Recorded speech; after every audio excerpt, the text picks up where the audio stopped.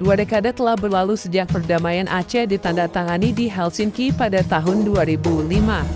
Namun bayang-bayang perjuangan Gerakan Aceh Merdeka atau GAM masih terasa dalam dinamika sosial dan politik Aceh hingga hari ini.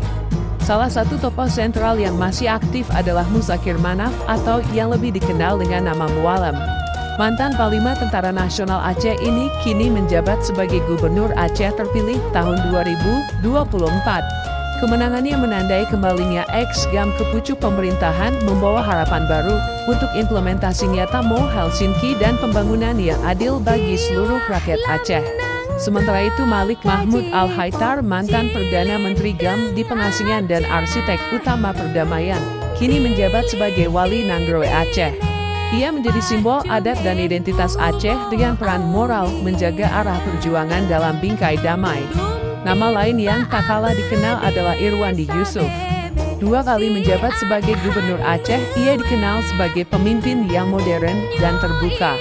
Meski karier politiknya sempat terganggu oleh proses hukum, Irwandi tetap menjadi sosok berpengaruh dalam percaturan politik Aceh. Zaini Abdullah, tokoh senior GAM yang pernah hidup dalam pengasingan, juga pernah memimpin Aceh sebagai gubernur periode 2012 hingga 2017. Perannya penting dalam masa transisi dari konflik menuju pemerintahan damai yang demokratis. Tokoh-tokoh ini menjadi bagian dari perjalanan panjang Aceh dari konflik menuju perdamaian dan kini berjuang membangun masa depan. Meski jalan tak selalu mudah, harapan tetap hidup bahwa damai bisa tumbuh menjadi sejahtera.